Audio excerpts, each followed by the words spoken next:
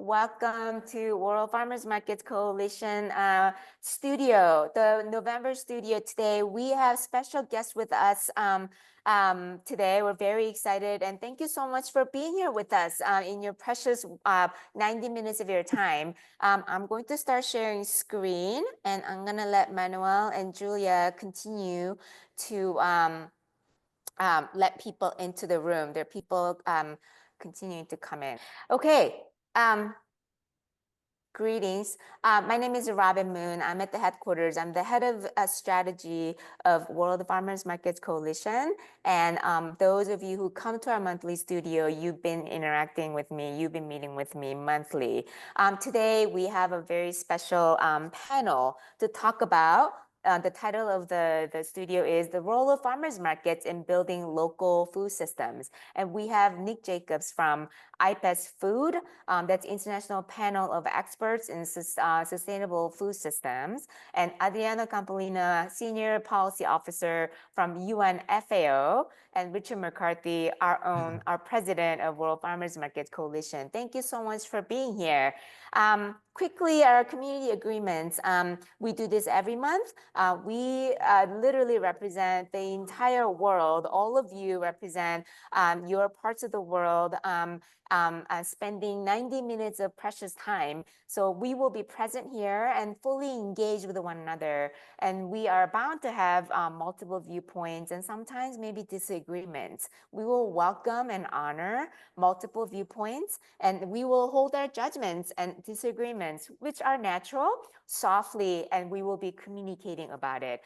We will trust everybody's intent, good intent, and yet acknowledge the impact that might land differently on people. We will also listen intently to learn and also ask to understand, as opposed to not ask and misunderstand. And we will make space for other people to speak, and we will take our own space when it's time for you to speak. This is the last bit is kind of like, haha, jokey, but really, we have a lot of people today. We have 3 panelists.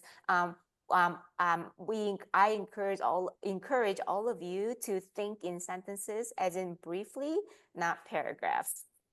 Really quickly, Nick Jacobs, we are going to share this slide deck at the end of our webinar today. I think I can do this now. Can you see my screen? Yeah? Yes.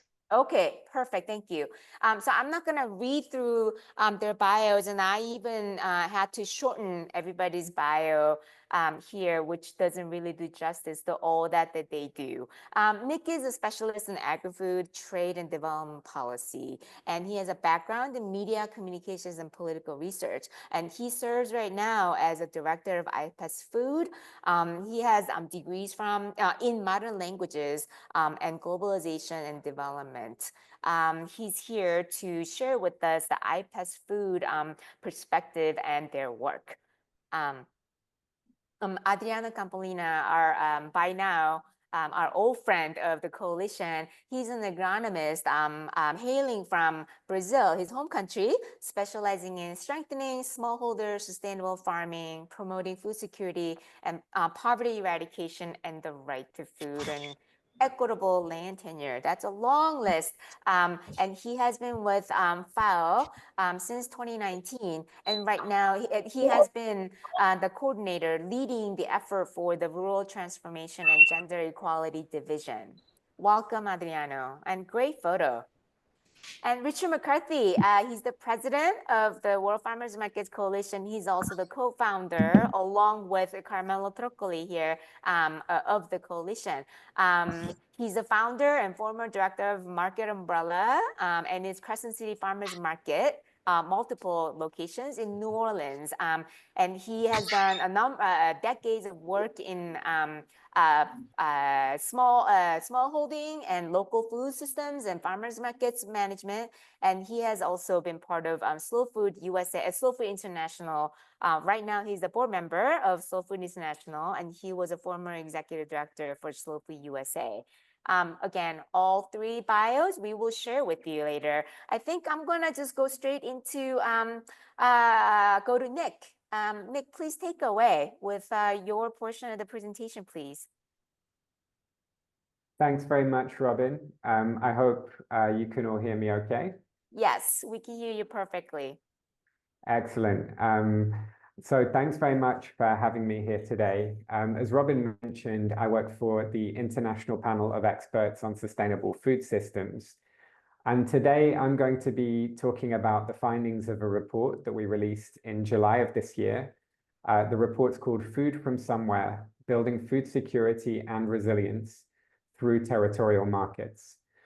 And now the starting point for us, sorry, if we could stay on that slide for a moment, Robin. Sorry. Sorry, my mistake. The starting point of our reflections here was that global hunger is rising, and we're really facing, a terrible outlook in that regard. And the latest data from the FAO showed that nearly 30% of the global population is facing moderate or severe food insecurity.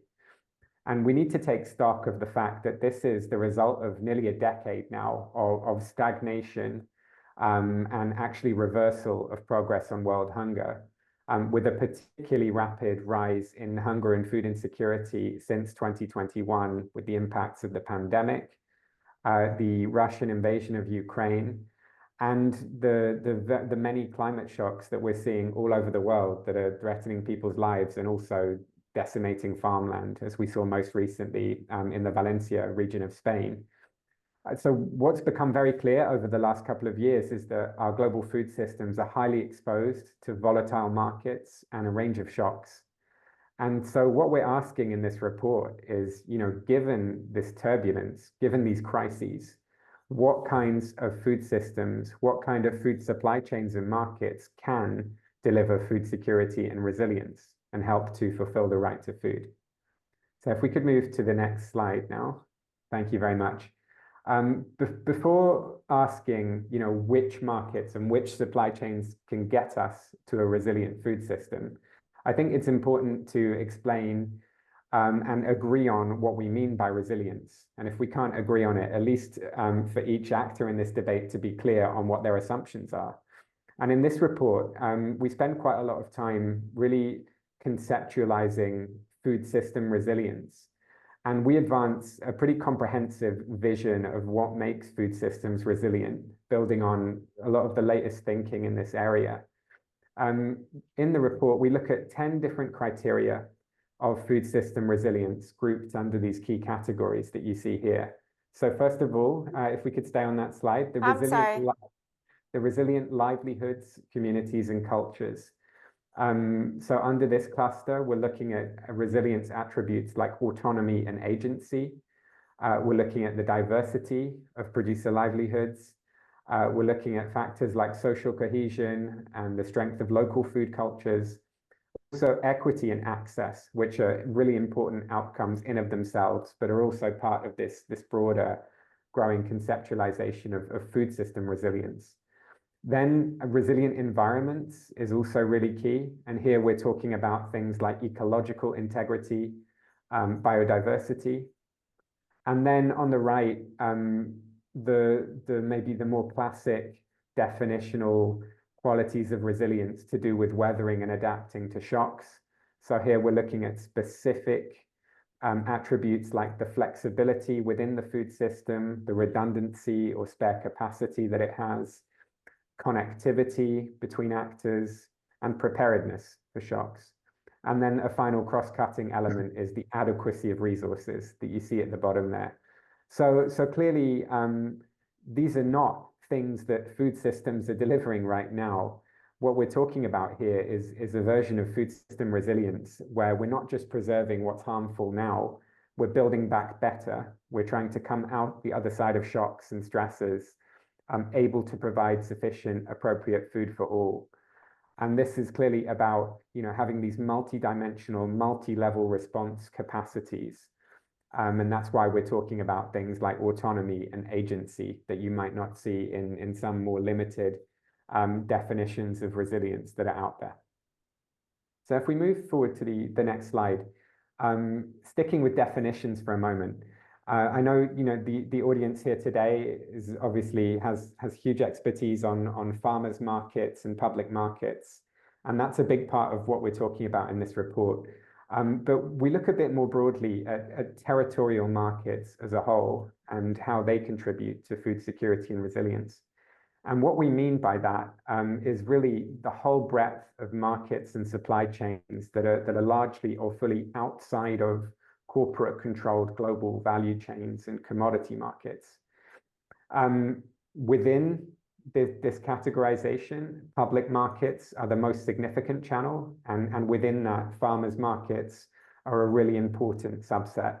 But we're also looking at all different types of aggregation through cooperatives, various forms of direct sales, urban food production and distribution networks that are also, a really crucial component of food security that's primarily outside of kind of corporate chains. Also looking at these hybrid state-supported forms of aggregation like food hubs. And at the bottom here, we include a list of other channels like wholesale markets, supermarkets, public procurement systems, all of which can be supportive of localized territorial supply chains, but typically are not. So these are, part of the discussion here, but not part of the core definition of territorial markets as we discuss them in the report. So what are we doing here? In this report, we wanted to have a full picture of these markets that are outside of corporate value chains and to really be able to compare the two in terms of what they deliver for food security and resilience. And the first thing to say about that is that it's a very challenging job because these territorial markets are extremely diverse among the different market forms and between different countries and regions in the world. So it was very challenging to gather kind of comparable data globally, but we did our best in this report. And the way we did that was through a literature review, but also holding dialogues with people involved in these markets in 3 different regions of the world, in Latin America, in North America, and in South Asia. And through those dialogues, we were able to really get a sense of what these markets mean to the people involved in them. And that also yielded many examples and many case studies that we use in the report. And the picture that emerged is a diverse one, but it was also a really clear one. And what we found is that, there's ample evidence to show that territorial markets are making huge contributions to food security and resilience on multiple fronts. So if we could move to the next slide, I'll start to dig down into some of those impacts. So first of all, in terms of food security, we found that territorial markets are so often overlooked, but they're really critical to feeding millions, if not billions of people every day. And first of all, it's worth taking stock of the scope and scale of these markets. 80% of urban food demand globally is actually supplied within a 500-kilometer radius. So most of that national and closer to home. The majority of food doesn't cross borders. And we think that's an important thing to remember. Another important data point, more than 1 billion people globally are engaged in urban and peri-urban agriculture. So again, this is really activities taking place on a huge scale. And when you look at the scale of big cities in developing countries, you really see the importance of these markets. In Dhaka, Bangladesh, for example, 400 markets feed more than 25 million people every day. And 95% of the city's urban poor purchase most of their food from these markets. And many different market forms here are thriving, but certainly public markets and farmers' markets seem to be resurgent in many countries. And importantly, in the US, farmers' markets have actually quadrupled over the last few years. So clearly, these markets are very important in terms of their scale. But we also found there's lots of evidence showing that these markets are making food accessible and affordable for low-income populations. A study from the Alliance for Food Sovereignty in Africa, who's done a lot of work on this topic, AFSA, they found that public market pricing was generally affordable, negotiable, cheaper than supermarkets. Another Pan-African study found that fruits and vegetables were 25% cheaper in public markets than at supermarkets. And crucially, there's some emerging evidence showing that territorial markets are more resistant to inflation. Some research in Canada found that for 9 out of 10 foods, recent price inflation that we've seen over the last couple of years was higher in grocery stores than it was in farmers markets. But it's not just about price, and we also found lots of evidence on how well suited these markets are to the needs and preferences of low-income populations and marginalized groups. That's because these markets are located in or near to low-income neighborhoods. It's also because these markets allow for the sale of small and flexible quantities of food. And there's also scope to bargain on the prices, to negotiate informal credit arrangements, so things that just can't happen in some other retail settings. The final point on this slide, these markets play a really crucial role in supporting diverse, nutritious diets. In many countries, the majority of sales of fruits and vegetables happens through traditional public markets. In Kenya, Zambia, Nicaragua, it's over 90% of all fruits and vegetables are purchased in traditional retail outlets. And these markets are clearly keeping alive food cultures and traditional foods that are otherwise lost. One example in Quito, Ecuador, urban gardeners grow on average 43 different horticultural species, including heirloom varieties. So this is the kind of diversity that is getting lost and is being eroded very fast in global corporate value chains.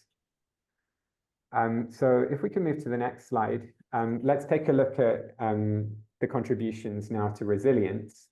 And the first cluster I wanted to look at is on weathering and adapting to shocks. And we were writing this report in the wake of the pandemic, and actually the COVID pandemic brought to light so many examples that really underline the benefits and the value of territorial markets. So we're able to draw on a lot of great kind of emerging evidence and testimony there. The first thing to say is that territorial markets and public markets played a really key role in keeping people fed through the pandemic, despite being the first markets to be shut down, and in many cases facing quite brutal shutdowns.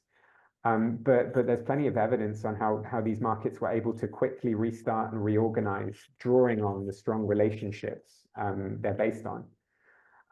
Also, lots of great examples of expanded delivery schemes, small-scale market actors moving into the provision of community-supported agriculture schemes, veg boxes, and other forms of online sales, with plenty of quite rapid adaptation, developing new governance modalities, and developing new hygiene provisions pretty quickly.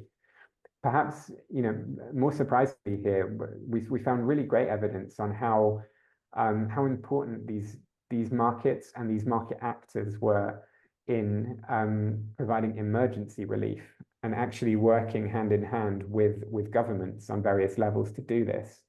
One great example is Brazil, where 45% of the COVID emergency food initiatives were actually based on local supply chains and networks. And 85% of those were at least partly agroecological. So not just getting food to people in need, but food that's been sustainably produced as well. If we can move to the next slide, please. I'd like to say something about resilient livelihoods and communities and cultures. This is another big cluster of resilience attributes. And to recap here, we're talking about things like autonomy, agency, diversity, equity, access. So many really, really crucial and challenging aspects that our global food systems are simply not delivering. And here the evidence is very, very mixed and context dependent. But overall, there's clearly an ability for producers to get decent prices and steady incomes through these markets. Big studies undertaken by CSIPM and by AFSA in Africa have found that public markets are really the most remunerative form of marketing that farmers have.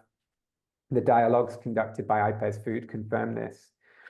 And you know, I think the data is particularly strong for public markets, but there's also some studies showing that, for example, community-supported agriculture schemes are delivering a decent and stable income for the farms involved in that.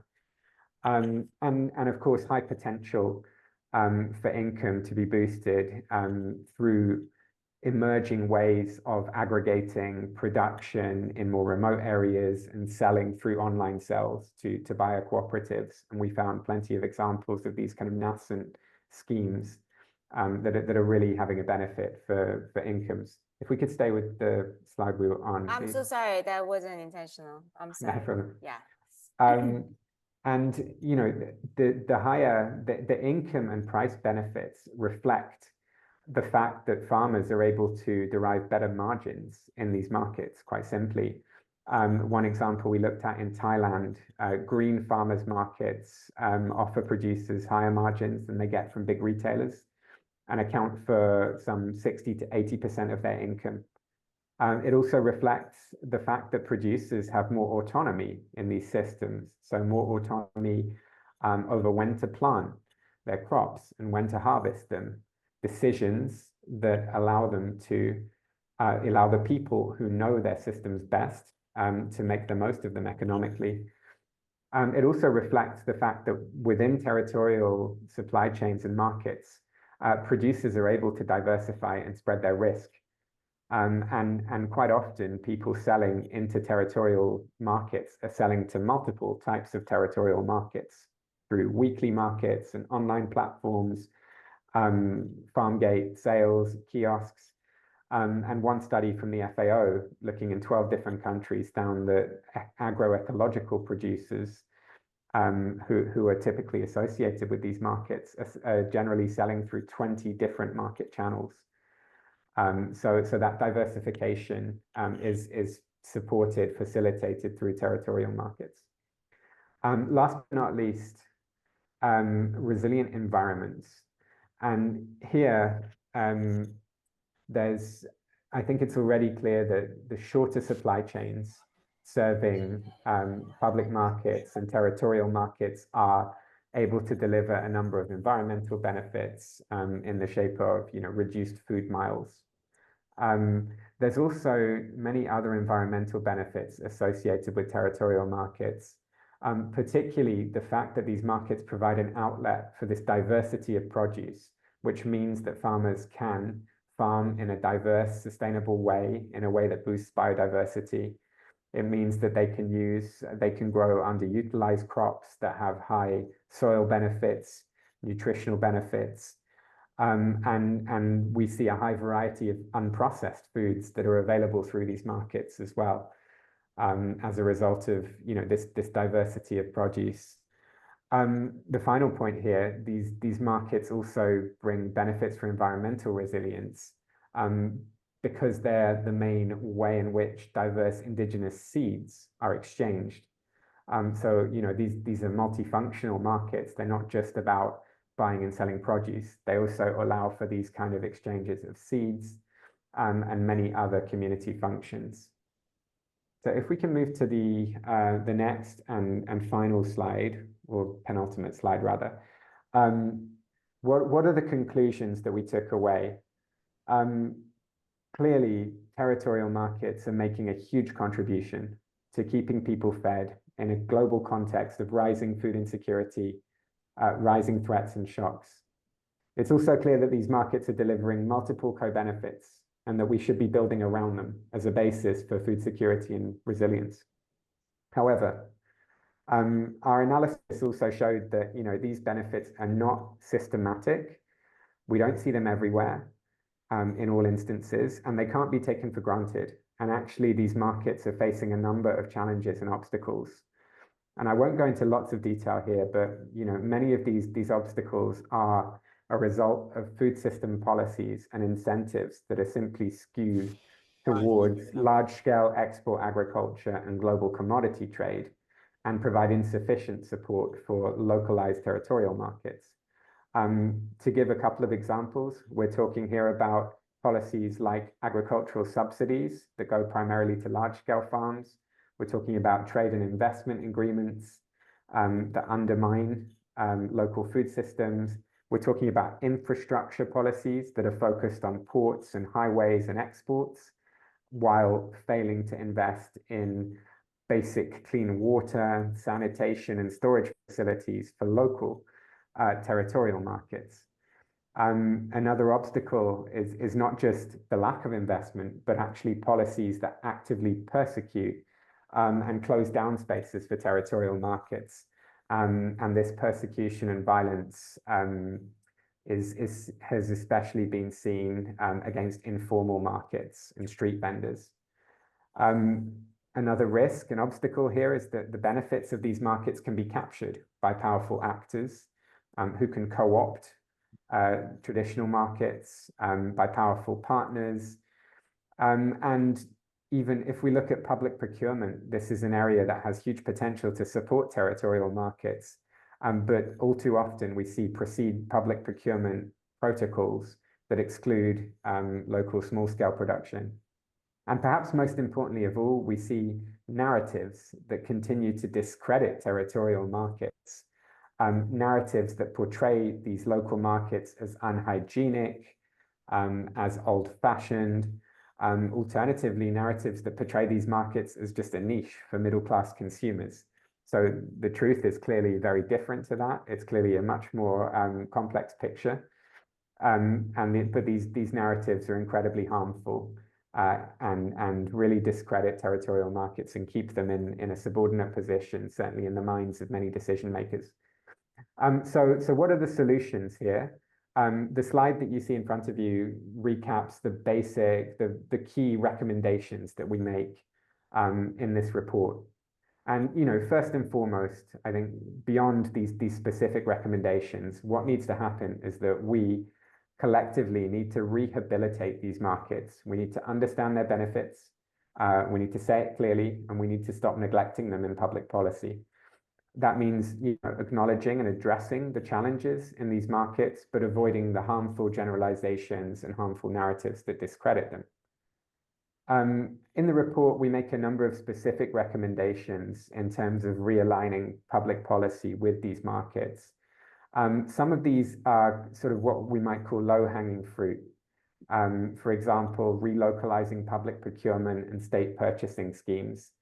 So we can use that huge policy lever to support and sustain these networks of small-scale producers and processors and vendors.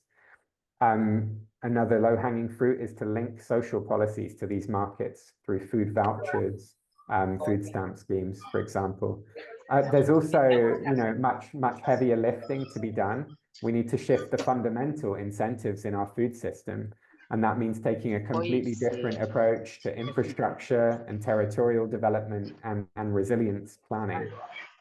And perhaps the most challenging of all, the heaviest lift of all, is to address the underlying biases and fix food system governance at all levels, so we can center the voices of food insecure communities, small-scale producers and processors. And part of that is about curbing corporate power over food systems, the first block you see at the top there, and ensuring that these big corporations can no longer capture decision-making in food systems. And it's also about building a shared vision across food movements, a vision in which agroecology is central and resilient territorial markets are also central. I'll stop there. If we could go to the very final slide, people can see the link to download the report. Thank you very much, and I look forward to the discussion. Yeah, thank you so much, Nick. Julia from the coalition has shared with you the link in the chat room. So there's a lot. We could have a whole day webinar just with Nick to discuss what's in that report. Just to give a little plug, World Farmers Markets Coalition is mentioned in the report. So this is a really, really uplifting, positive, and important message that you have delivered to us, Nick. Thank you so much. And I was a little flustered at the very beginning because people got kicked out of the Zoom room. So now I'm going to slow down and do a better job as a hostess. And next slide, the next presentation will be by our friend Adriana Campolino from FAO. So you saw Julia also dropped 2024, the most recent report of FAO on food security, of the world. There's a lot of work that's as you know, that FAO has been doing in the realm of territorial markets and within it, the role of farmers markets. So Adriano's here to discuss with us specific role of farmers markets in building local food systems from the FAO perspective. Welcome, Adriano. Thanks a lot, Robin, and thanks, Nick, for your very insightful presentation. Robin, you're doing a great job. No way can do that. So let me, before I get into the role of farmers markets in local food systems, let me first just put this conversation into perspective. And I think the important element where we are at now is a realization that we are really off track to achieve the SDGs, both in terms of poverty, the SOFI that Nick mentioned, our FAO and other partners report has established that we have 733 million people going hungry in the world, which is basically a stagnant high level of people going hungry after some progress, but then we got COVID that increased hunger. But after COVID, we have kept at very high level, which shows that existing food systems are not delivering. They are not delivering in terms of reducing hunger. They are not delivering in terms of reducing the carbon footprint. They are not delivering in terms of reducing inequalities. So changing is fundamental. It's fundamental for us to achieve the Agenda 2030. It's fundamental for us to achieve our larger objectives. So in that sense, if you can go to the next slide, we believe that the local food systems do have a very important role to play in this process. But of course, that requires us first to define, and local is a very variable for some people. I'm from Brazil and from Minas. So local in Minas will probably be very different from what is local in the neighborhood of Tokyo. So I think being able to actually define collectively with the territorial actors what are the boundaries that bring us together in a particular territory in terms of geography, in terms of the relationships, in terms of the natural resources that we share, in terms of the culture that we share is very important. So on the territorial development theory, that idea of co-developing the understanding of the territory comes very strongly, and I think it's important to bring that this debate of local food systems. It is absolutely aligned with the SDG localization agenda, which basically says, look, number one, there is no one size fits all. We have very diverse contexts across the world, and we cannot have a one size fits all kind of policy response. And therefore, we need to localize the agenda of how we implement the SDGs, the Sustainable Development Goals, putting the territories and the people priorities, needs, and resources at the center of sustainable development. It also comes together with the idea of agency, right? You cannot have an agency if you do not start that agency from local. That doesn't mean isolated, and I think it's important in territorial theory that although it is place-based, people-based, multi-stakeholder. It is also multi-level. So it does start with a very strong element of understanding from local, but also entails the idea of connecting local with other levels so that you can make those local food systems contributing to a larger, greater good. The local food systems are considered to foster more inclusive, resilient, and sustainable food systems. They promote access to healthy food. They better distribute the economic benefits. They mitigate climate change. And also, I would say they adapt to climate change. They have strong social connections, and they bring together with that a very strong local valorization of local and artisanal food, as well as the culture and the food culture in different places. Short supply frames are typical of the local food systems and increased attention on them after COVID-19 because exactly what Nick said. And Nick, we did have a study in Brazil exactly trying to observe how the existing territorial markets transformed themselves to respond to COVID.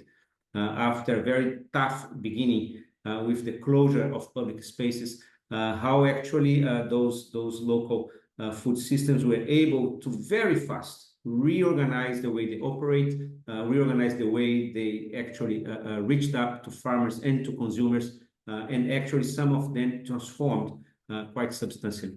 But basically those short supply chains, they do promote a direct to consumer sales, so therefore a face-to-face interaction. In the case of the farmers market, a very particular interaction between consumers and producers, which brings a value in itself. The direct to retail sales also may happen, but also we can also have some element of the supermarket chains that connect locally. So it's important to be cognizant of that, except for the last point that Nick mentioned, that local food systems, they are not immune to power inequities, and they are not immune to inequalities. So therefore, being able to understand how power and how resources flow within local food systems is absolutely crucial to build equality from a local food systems perspective. Next slide, please. Obviously, FAO is, maybe can move to the next. Oh, yes, there we go. FAO obviously is an organization that is very, that does approach local food systems from very different lenses, because the organization have very different programs of work. I will just mention some and then maybe get in a bit more detail in one of them. So we do have an initiative on urban food agenda, which is a FAO initiative to enhance sustainable development, food security and nutrition in urban and peri-urban areas and nearby rural space. We also have a program on the city region food systems. There's a program of FAO that aims, and partners that aims to support national and local governments and local food actors to build resilient city region food systems by strengthening rural-urban linkers and improve the resilience to climate and pandemic risks. We have the Territorial Markets Initiative, in which we aim to highlight the importance of territorial markets to promote healthy food environments and to ensure access to healthy diets and nutritious and diversified food. We seek to identify gaps that could be addressed, as well as to provide specific recommendations for policy and investment that could be promoted by local and national institutions and governments. And we also we are also part of the International Coalition for Territorial Food Systems Governance. This coalition took place in the context of the UN Food Systems Summit, and it is kind of sluggish, to be honest. I think there is some governments proposing it, particularly Angola was the main proponent with the community of Portuguese-speaking countries, but we have made ourselves available to support it should it move to the next level. We are also working with the World Food Markets Coalition and many of its members on the global network of farmers markets. We're very proud of that partnership that we have. And within that work, and maybe I'll give a little bit more detail, although most of you will know it already, but we do explore the different models of farmers markets that are emerging within the coalition. And for that, we have co-developed with the Divulga Institute and many partners within the global network or the World Farmers Markets Coalition, a methodology of assessing those models of farmers markets, which is being implemented as we speak in a few countries. So we are very proud of that methodology and that observation, because also by definition, territorial markets, local food systems, and farmers markets, they are very diverse. They are very diverse in different regions, and sometimes they're very diverse in the same neighborhood. So there is a lot to learn from the different experiences. So we want to really get to the bottom of understanding what has been the different types of experiences, types of strategies to overcome challenge, types of strategies to ensure inclusivity, types of strategies to also promote health diets, and so on and so forth. So there's a lot, there is, I would say, a wealth of experiences that we can learn from the diversity of a farmers markets outside the USDA in DC to a farmers markets in the countryside of Burundi. They both bring a fundamental value for us on building food security across the world, and we've got to learn from both. We also have an outreach and advocacy strategy with the World Farmers Markets Coalition. We are starting a process of capacity development for farmers markets associations, and we will publish a global farmers markets report looking exactly at that diversity of experience. So we are very excited with that. It's a work that myself and many colleagues here, including Valentina, that helped me with this presentation, are very, very, very happy to do with Professor Robin, with Richard, with Carmelo, with many of the colleagues around here. So next slide. Besides the examples, we want to just to look a little bit on the way forward. And the first element is this need to generate evidence on farmers markets in the global south as a lever for agri-food systems transformation. And that sentence is a loaded sentence. It is to say, look, all the ambition that we have, and I think there is a global consensus that the food systems have to be transformed. But to transform it, we need to have a very strong set of evidence that can enable us to push for the public policies that can allow the transformation that we need. And farmers markets is at the center of it. So there are elements of understanding governance and management of farmers markets, an entry point for the analysis, capture the perspective of both producers and consumers, understanding the enabling and the disabling environment that in many cases we have to operate, and be very mindful of the context specificity, being each because of economic drivers, environment, cultural history, or identity. And we have to advance policymaking. So in that sense, the G20 Global Alliance Against Poverty and Hunger and its policy basket is a very good opportunity. We'll speak a little bit about that at the end. And also the connection between the direct sales from producers to consumers with public procurement and social protection schemes may hold a very transformational potential. Let's move to the next one. And so the next one is the last one, but I have two things to say before I close, if you don't mind, Robbie. The first one is to say, and that connects a lot with the report from EPS that we just saw. I think there are two elements when we look into farmers markets, territorial markets in general, or local food systems at a higher level, territorial markets and farmers markets as one of those types of markets, that for them to be able to really enable the transformation of agri-food system, there are two fundamental elements to be addressed. One's about inequalities, and those inequalities, as I said, they are not only global. You have inequalities at local level.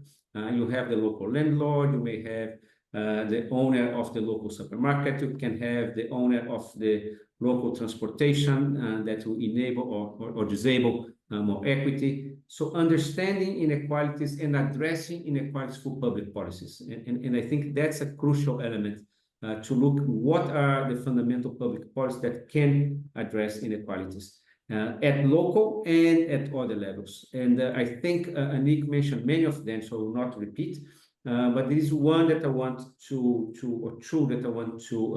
put a bit of emphasis. One is about taxation. I think we do not have a proper conversation about progressive taxation on agri-food systems. And I think that's a missing part of the public policy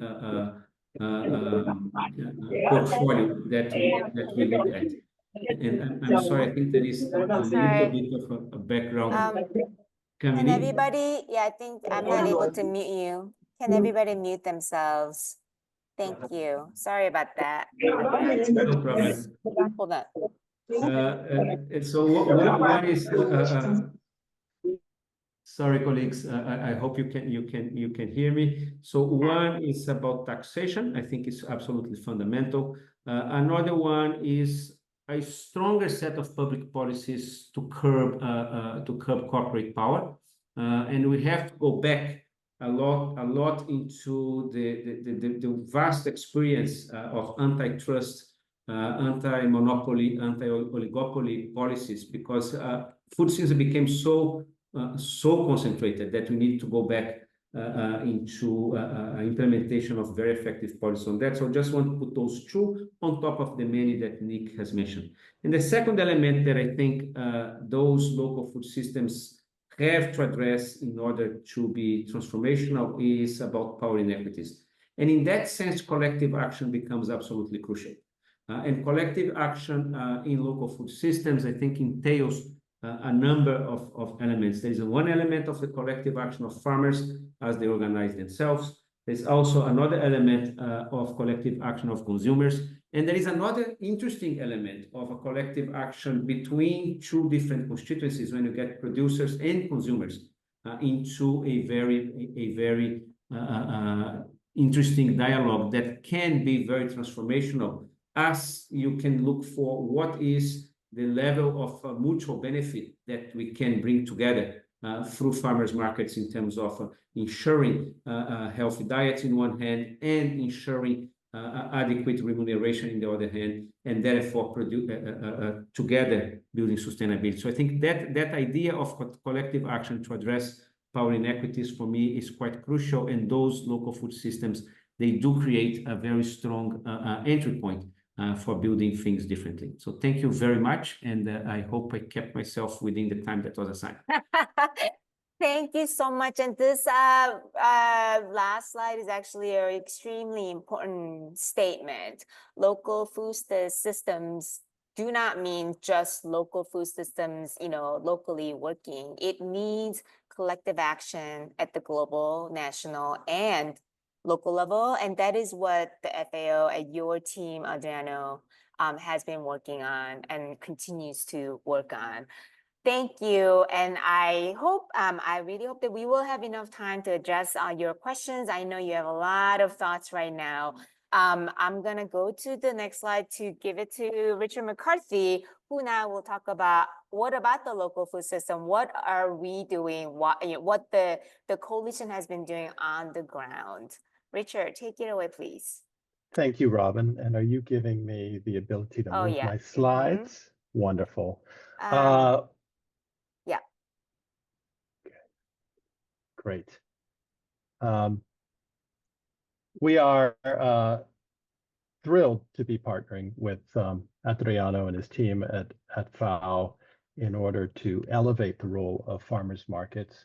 And we are really grateful and proud to be associated with the larger ecosystem of territorial markets for which we believe farmers markets are part of and offer a particularly unique strategy, in part because many of us who found ourselves running markets did not plan to do so, but we were often motivated by different agenda items, but share in a desire to change something. And the farmers markets offer an opportunity to change something within reach. So a glimpse of that new world within reach. And for that reason, they are not to be thought of as an endpoint, but really as a starting point, as I think both the previous speakers have illustrated.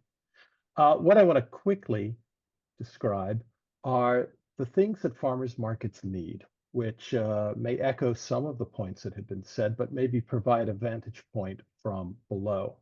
Of course, in a very simple sort of triple tripart way, farmers markets need farmers in order to bring their goods to product. We need shoppers, and we need places to operate, the location. What we find as organizers, operators of markets, is that organizing these three different stakeholder communities is not easy. Many of us have not been trained to do so. And we also find that unexpectedly, we are in the field of public space management, referencing certainly what Nick said regarding public markets, these spaces that serve a higher, deeper public goal. I can move.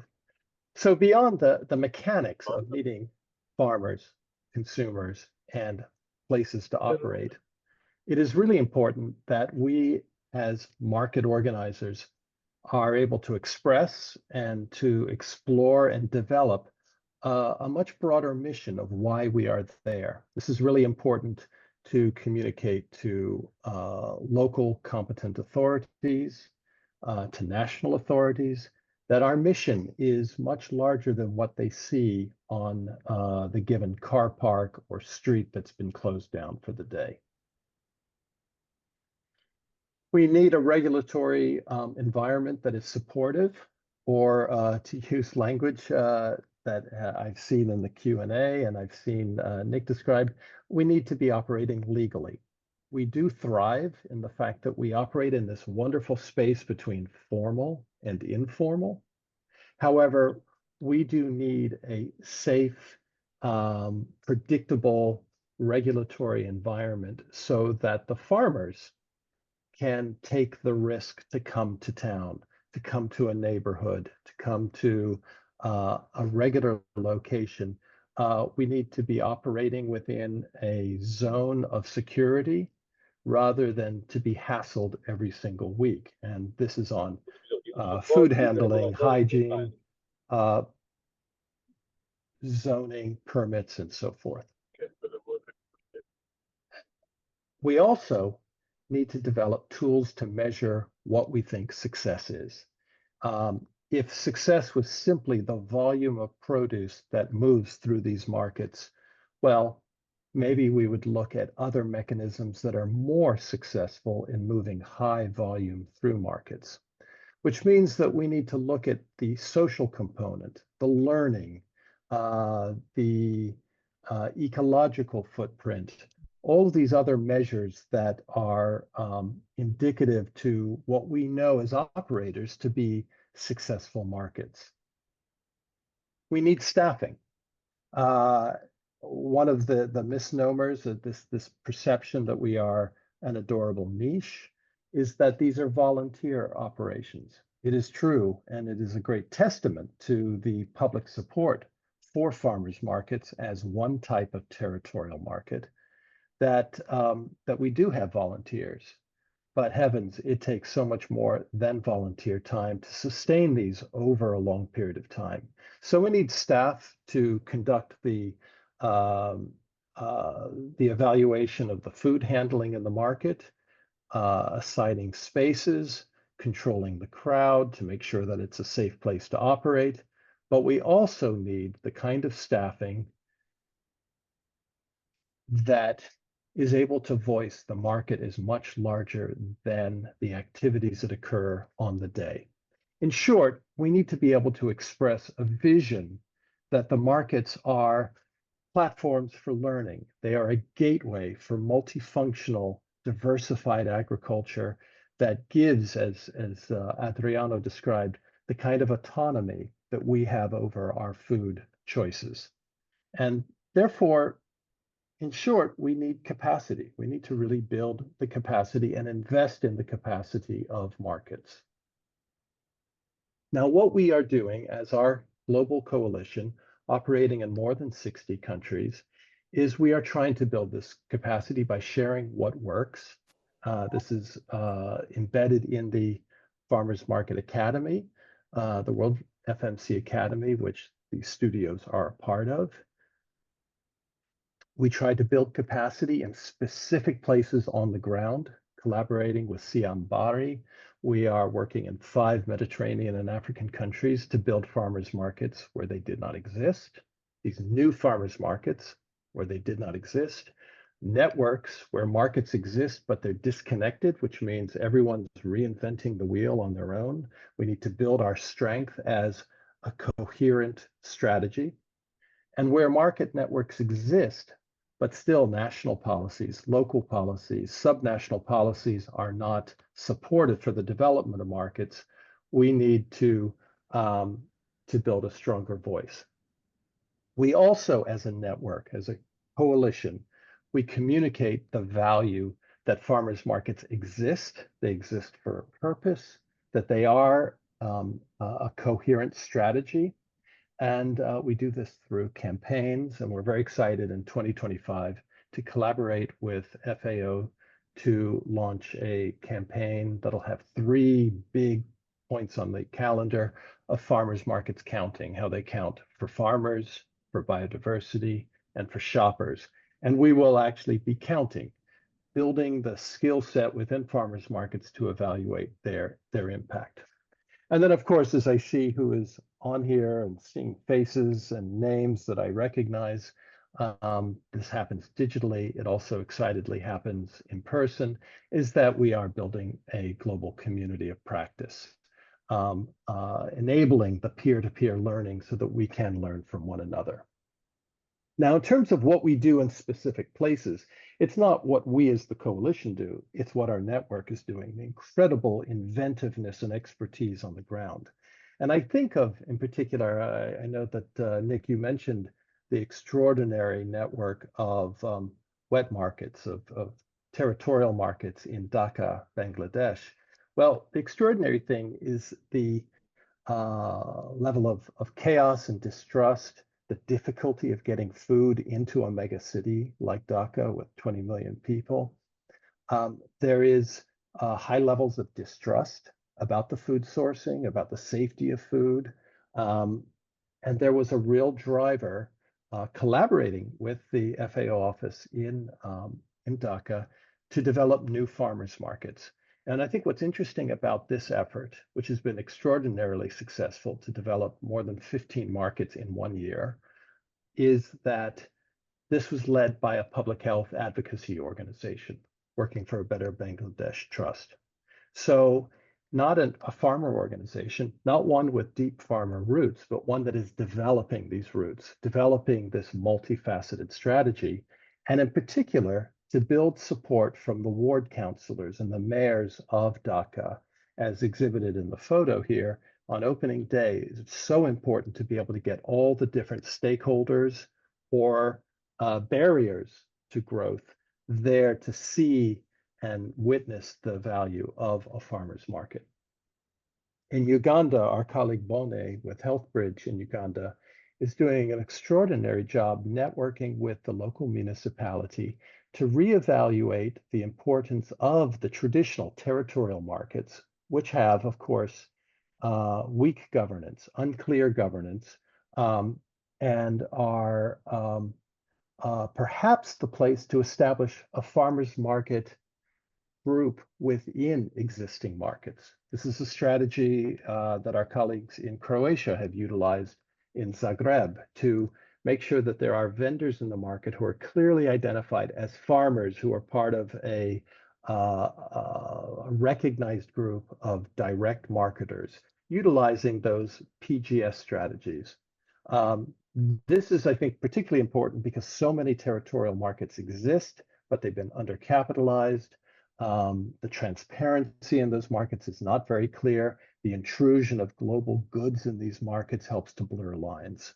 We could help to clarify those lines and restore dignity for farmers. And then I think of in Canada and other places on the planet that have local associations in their province, but had not yet found the voice nationally.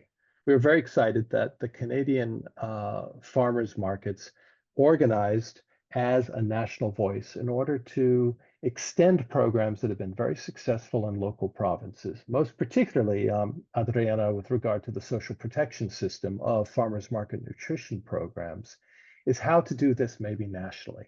So we do need to intervene at all the different levels, local, subnational, and nationally, so that we are not perceived as an adorable niche, not as an informal, casual thing that happened to happen somewhere in the early stages of the 21st century, but that we are a gateway, a pathway to restore dignity and connection between producer and consumer. And I think the Canadians are doing that really very well, very, very slowly, not trying to get ahead of themselves by just creating new associations. And then in Egypt, as part of the MAMI project, the Mediterranean African Markets Initiative, we're very excited to see that in Alexandria, right at the end of the incredible fertile plain of the Delta Nile, is the establishment of a new farmers market. Again, there are many souks, bazaars, and markets in Alexandria, but there is not the direct connection between farmer and consumer. And here, the mission of the new farmers market in Alexandria is being led by the Chamber of Commerce. We see this as a very exciting development because the Chamber of Commerce does not have a brand identity connected to small-scale peri-urban farmers, but it is bringing farmers into the city center, which is both very practical and also very symbolic.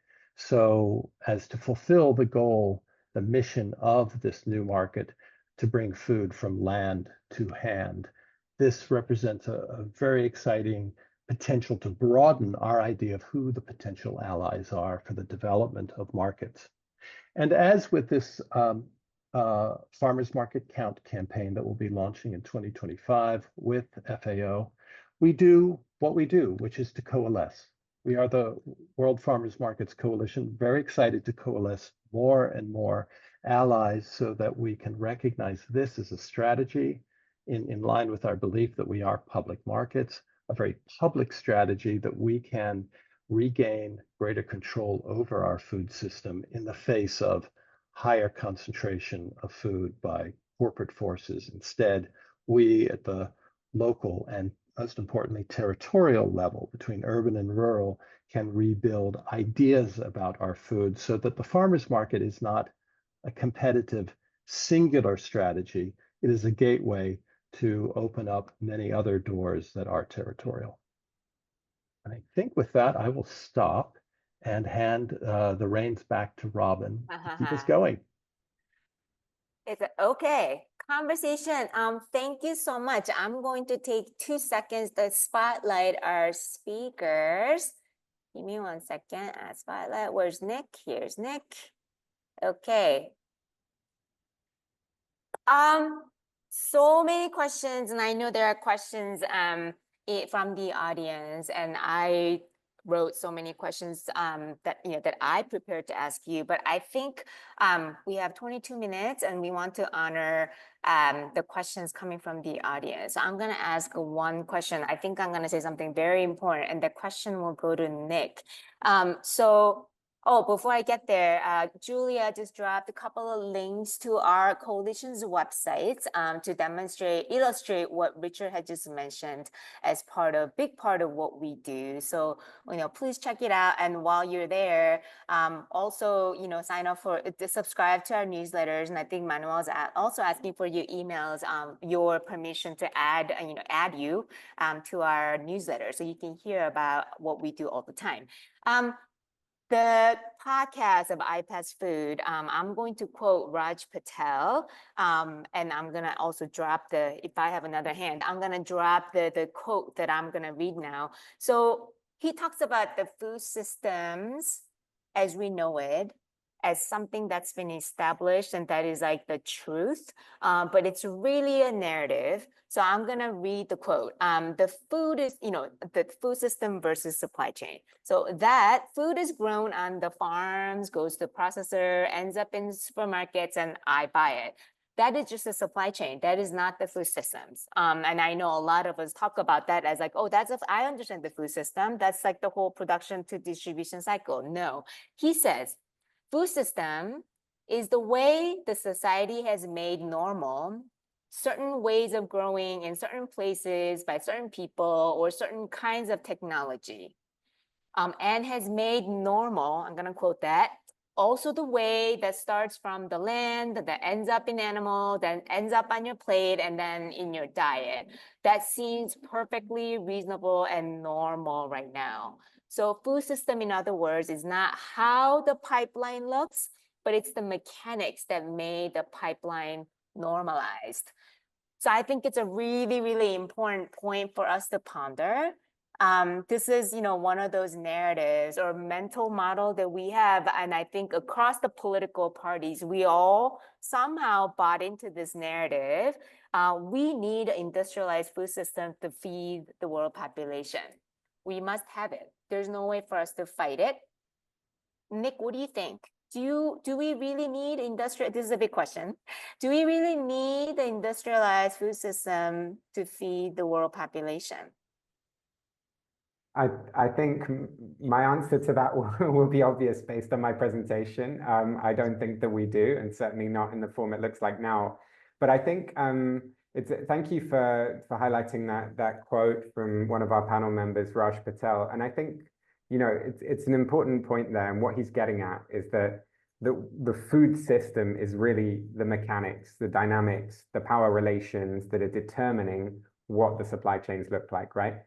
And the point emerging from that is that, well, the actors who control these systems also control the narratives, and they're able to set the questions that we ask. And so we spend so much time debating this in terms of, how do we optimize the industrial systems that we have out there? How do we do more with less? How do we make them more efficient? And I think it's so important to start asking different questions. And if we want to change the system, we have to change the narrative and stop asking the question in that way.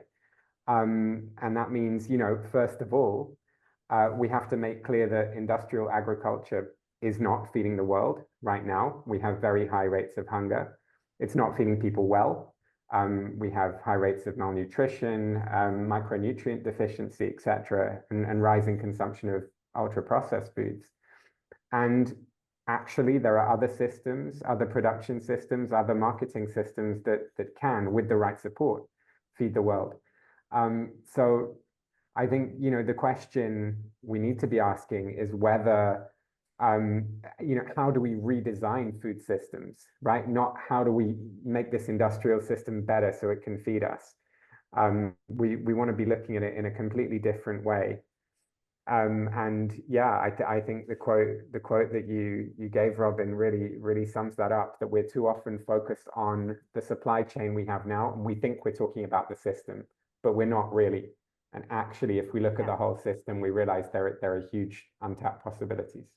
Thank you, Nick. And this is a call for action for all of us. The narrative is really stories told repeatedly over time, multiple times, and it becomes something of a truth.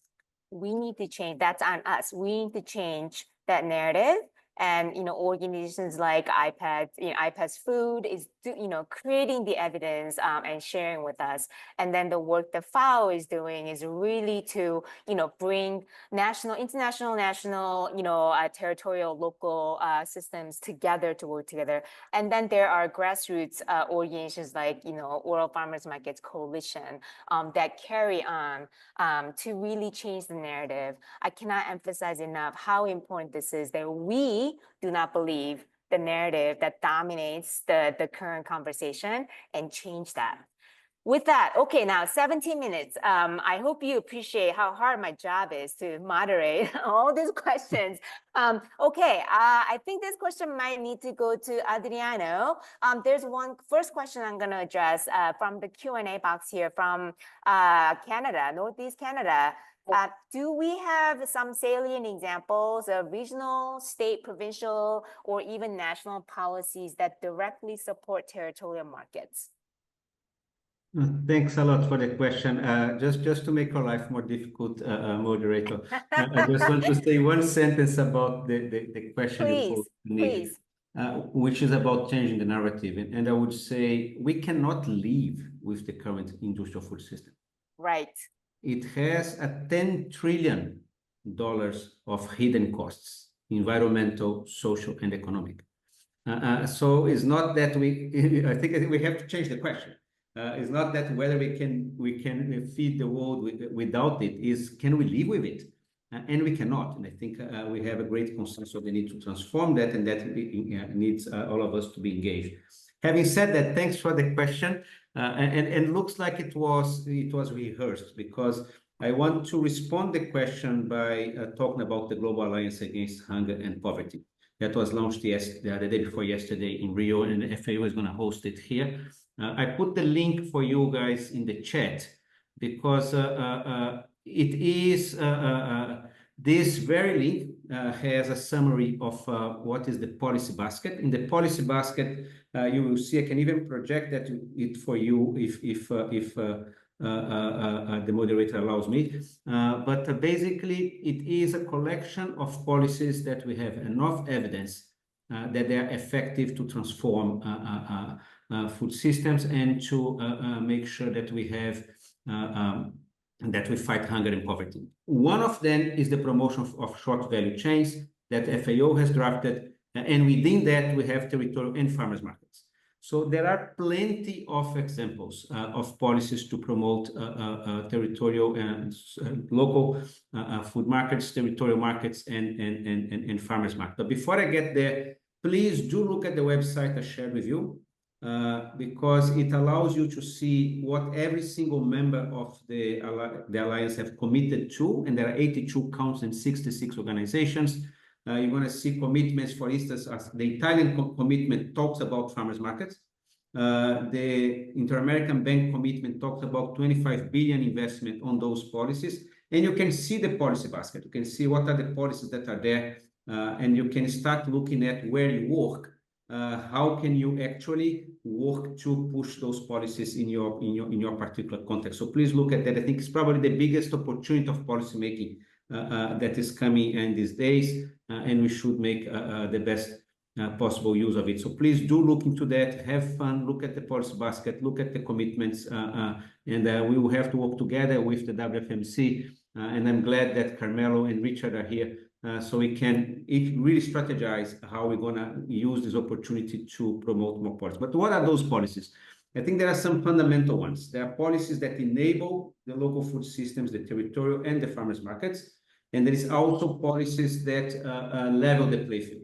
So, for instance, there are policies of ensuring access to infrastructure, ensuring access to public spaces, ensuring the infrastructure around that of water, electricity, waste collection, ensure space for collective action to self-regulate the way those markets operate, ensure transportation, ensure support to storage. There are so many that you can put together. We can even think about credit, like we have done so much innovation in terms of credit for production. We have not looked into innovation for subsidized credit for small farmers commercialization.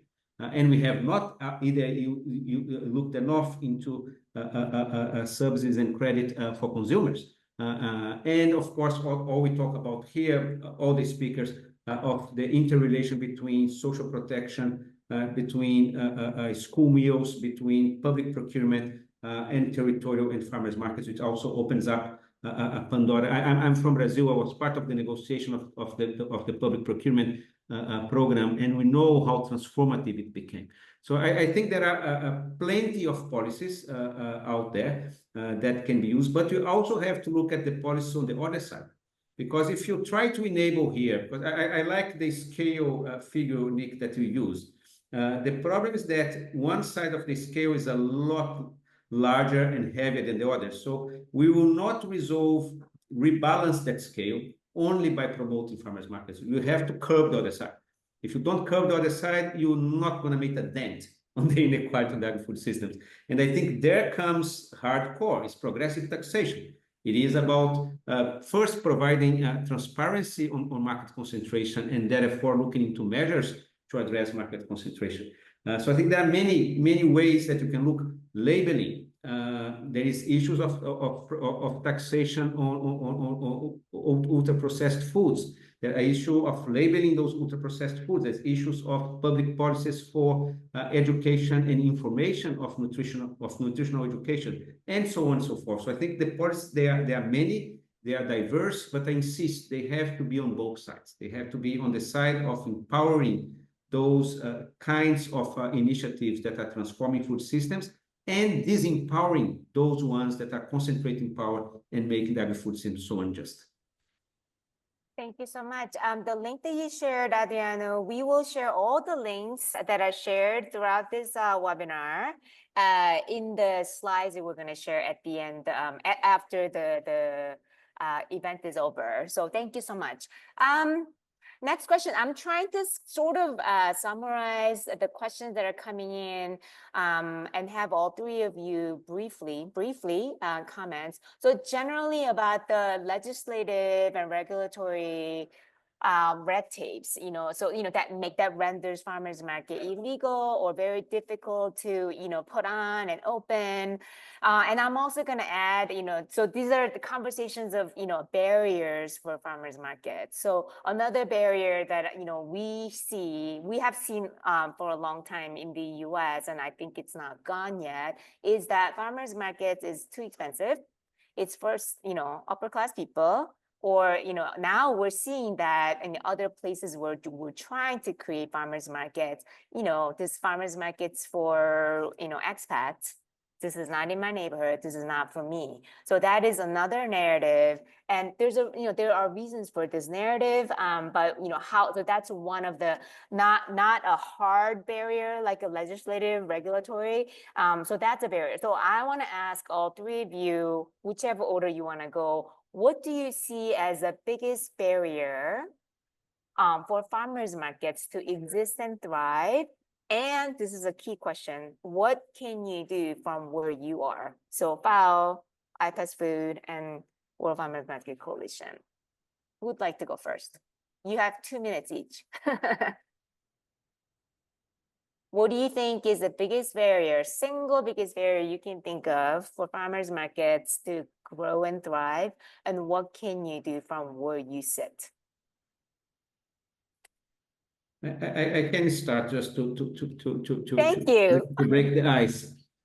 I think it's the concentration of market power in food systems. I think that's if I can choose one. There are many, but if you ask me one, there are many, let me choose that one.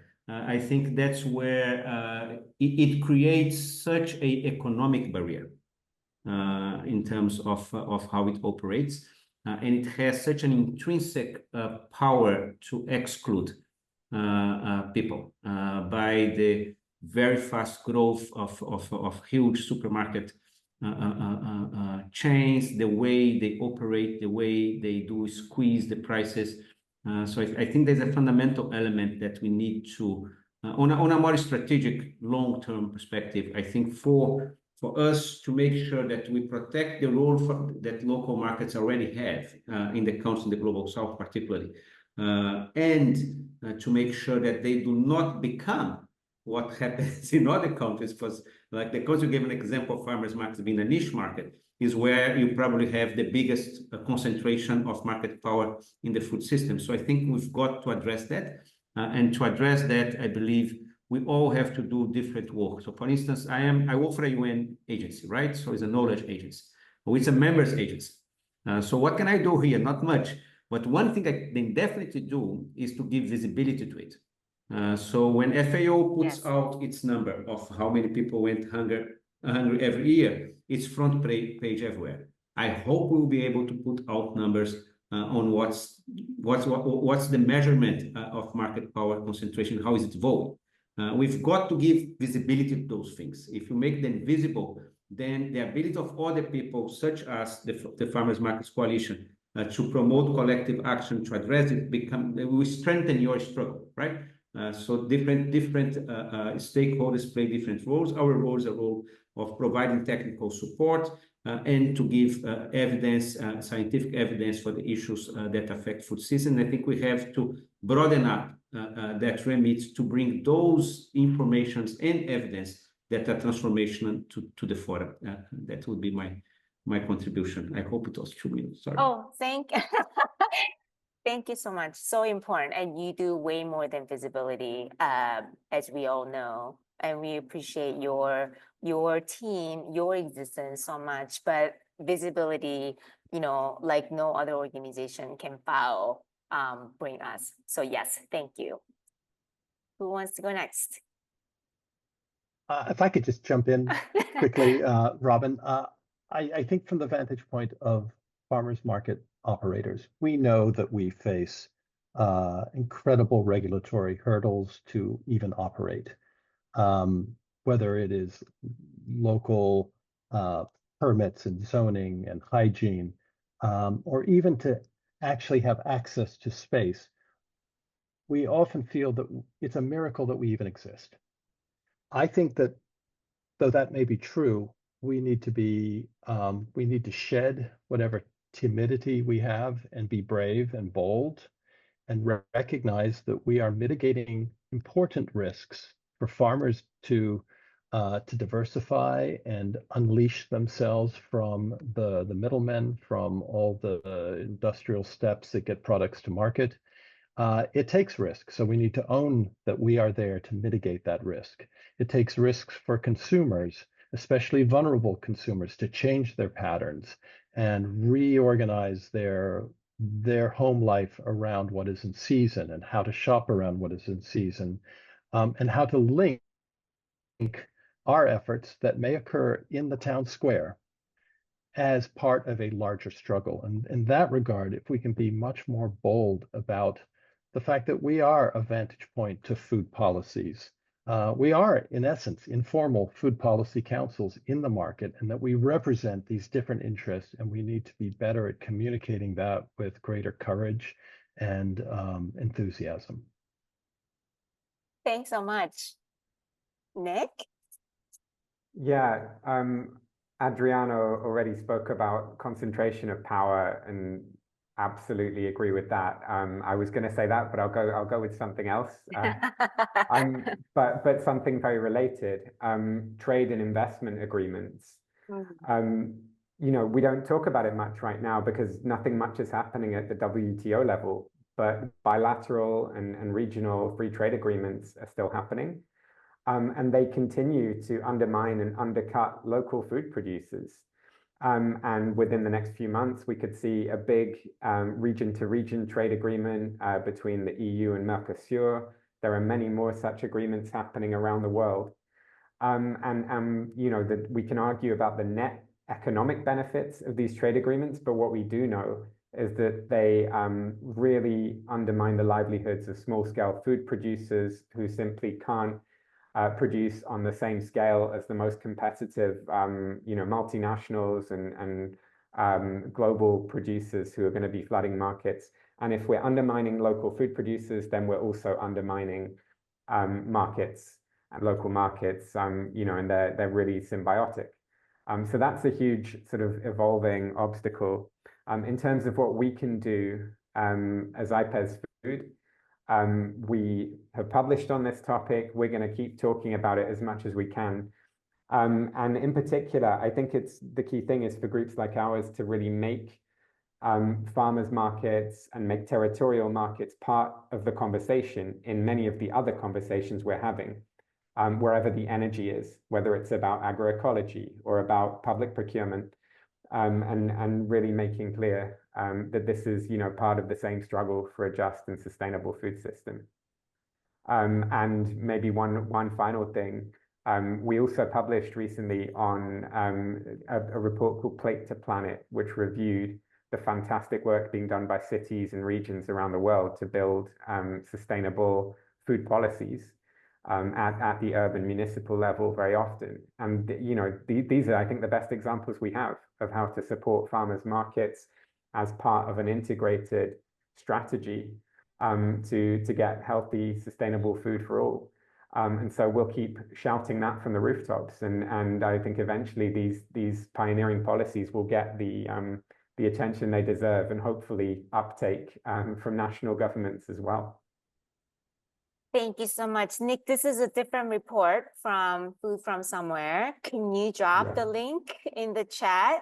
Take your time while I'm talking, and I'm going to unspotlight all of you and ask Carmelo to just give us the final greeting. Hold on, remove spotlight. I'm removing it so that you can all open your camera if you are okay with, being taking a photo of this group. This is the largest group of people we've gathered for our studio, and we just kind of want to capture the moment. Carmelo, where are you?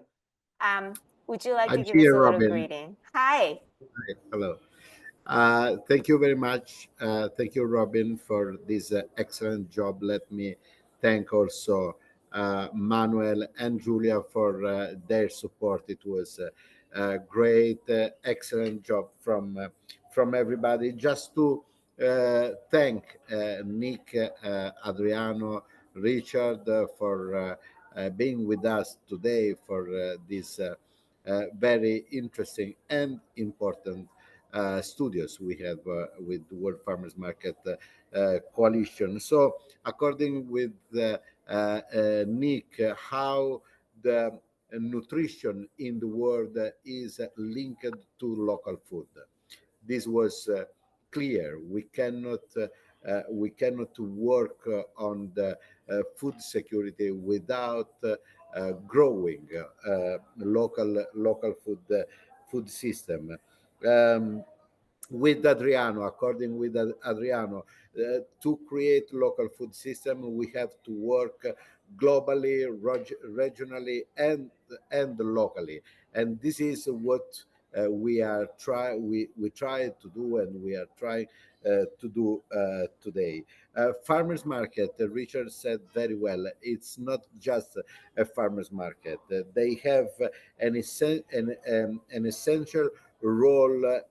They are an essential tool to grow up local food system. There is not a local food system without farmers market, and the farmers market are also an essential tool to change the agri system in the world, the agri production in the world. Finally, what we do with the World Farmers Market Coalition promoting the farmers market, act we just act to growing the local food, the global food system.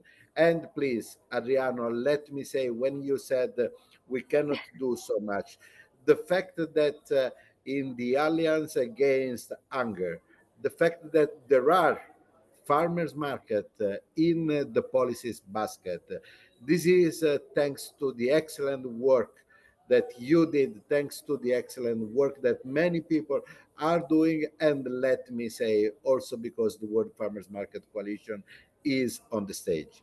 Thank you very much, Robin. Thank you, every one of you, for attending this studio. We hope you can stay with us in the future.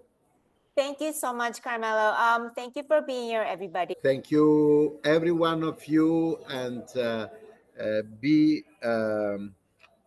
in touch with the World Farmers Market Coalition. Thank you, Nick. Thank you, Adriano. Thank you, every one of you, and we hope to see you in our next meeting. Thank you, everyone. Bye. Bye-bye. Thank you, everyone.